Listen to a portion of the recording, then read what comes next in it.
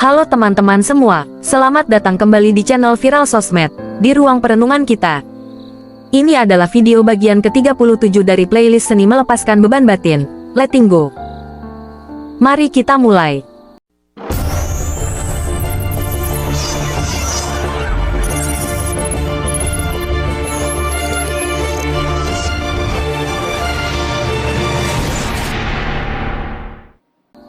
Part 1. Jebakan emosi dan ilusi masalah. Pernah gak sih, kalian merasa hidup itu kok berat banget? Rasanya masalah datang silih berganti, dan kita cuma bisa stres, panik, atau marah-marah. Nah, hari ini, kita akan membongkar satu rahasia besar dari David R. Hawkins, penulis buku legendaris Letting Go. Dia bilang, cara terbaik menyikapi segala sesuatu yang datang adalah dengan melepaskan.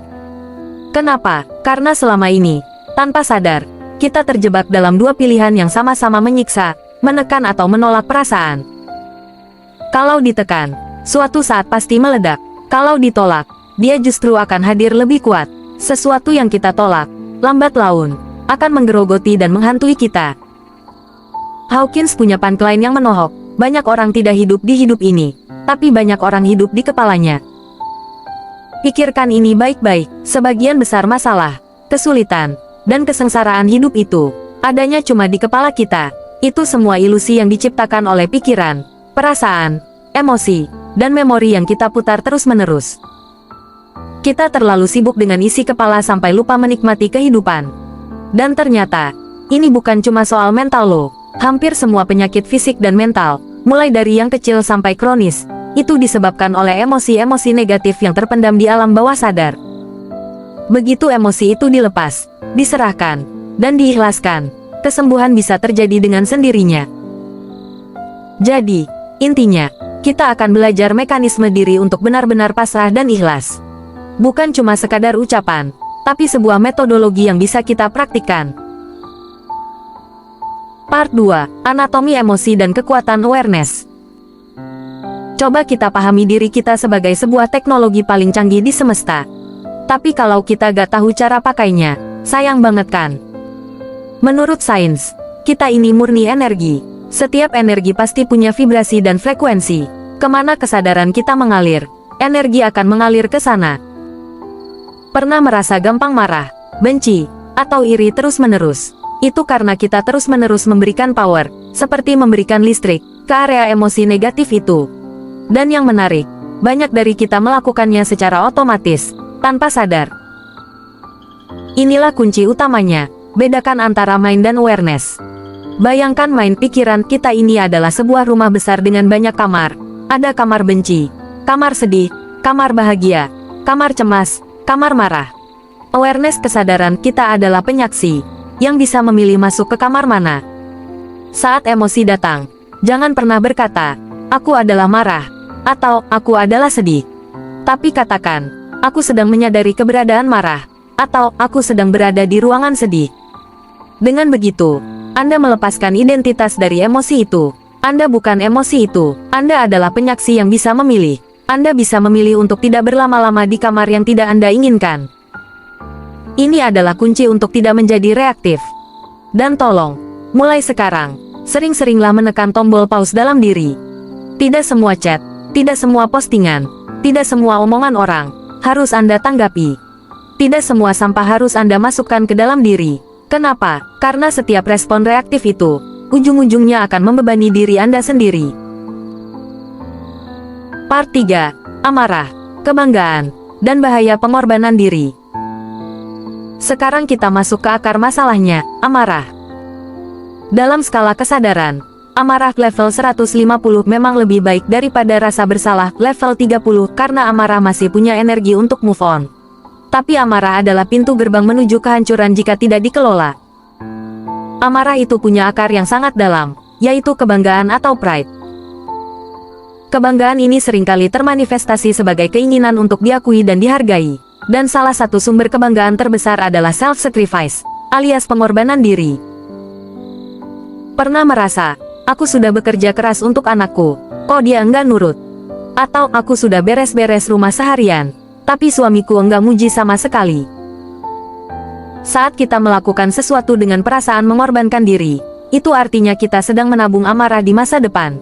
Karena jika kita melakukannya dengan cinta sejati, seharusnya tidak ada perasaan berkorban, melainkan hanya unconditional giving, memberi tanpa syarat.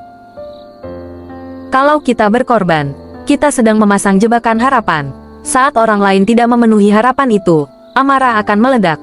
Disinilah letak bahaya ikhlas yang setengah-setengah. Anda mungkin bilang, aku ikhlas kok, cuma sebel aja dia nggak terima kasih. Nah, itu namanya belum ikhlas. Teman-teman, ikhlas sejati adalah ketika Anda memberi dan tidak lagi menanti ucapan terima kasih dari siapapun. Pengorbanan diri juga membuat kita menjadi pemeras emosional. Kita menekan orang lain secara tidak sadar, menuntut mereka mengakui apa yang sudah kita lakukan. Dan pujian yang terpaksa itu, sungguh tidak akan pernah memuaskan. Part 4. Solusi sejati, cermin, free will, dan apresiasi. Lalu, bagaimana cara melepaskan semua belenggu ini? Pertama, hentikan menyalahkan. Hawkins menyebut membuat diri sendiri dan orang lain salah adalah aktivitas favorit ego. Ini adalah cara ego membela diri. Ironisnya, ketika kita menyalahkan, kita sedang menolak kebebasan kita untuk memilih free will. Menyalahkan berarti Anda tidak bebas. Anda dikontrol oleh emosi dan program lama. Kedua, lihatlah orang lain sebagai cermin. Setiap orang yang datang ke hidup kita, entah pasangan yang cerewet, atasan yang kritis, atau bahkan orang yang menghina, mereka semua adalah pembawa pesan. Mereka adalah cermin yang mencerminkan kembali apa yang perlu kita tangani di dalam batin kita. Ketika seseorang bilang, "Kamu bodoh," respon sadar kita harusnya, "Terima kasih. Kamu mengingatkanku untuk selalu rendah hati, humble untuk selalu belajar lagi, dan tidak melekat pada kebanggaan, pride."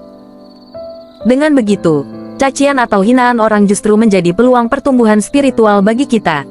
Kalau hidup kita mulus terus, kapan kita tahu bahwa kita masih punya penyakit di dalam diri? Ketiga, latih apresiasi. Untuk mengimbangi amarah, kita harus belajar melihat nilai yang luar biasa dari sekadar memperhatikan sikap orang lain. Alih-alih toleransi, mari kita ubah menjadi apresiasi. Apresiasi terhadap keberadaan dan kontribusi mereka. Dengan mekanisme pengakuan yang sederhana, misalnya, mengucapkan terima kasih tulus saat ditelepon, atau memuji masakan pasangan, kita sedang menegaskan nilai penting mereka bagi kita. Dan Hawkins bilang, begitu nilai mereka diakui, omelan serta-merta berhenti. Maka, ikhlas tertinggi adalah melepaskan kebanggaan, pride, dan dendam terbaik yang bisa kita balas kepada siapapun yang menyakiti adalah memaafkan. Mari kita ubah deposito amarah kita menjadi deposito ketenangan. Mari kita hentikan siklus mencari validasi. Karena sesaat kita merasa tidak penting, saat itu pula kita melepaskan tuntutan, dan amarah akan turun voltasenya. Semoga hari ini, deposit amarah kita berkurang, pemahaman kita meningkat, dan hati kita menjadi lebih tenang. Ingat, teman-teman, fokuslah pada apa yang Anda butuhkan untuk tumbuh, dan praktikkan dalam keseharian. Terima kasih sudah membersamai. Sampai jumpa di video bagian ke-38 playlist seni melepaskan beban batin. Letting Go.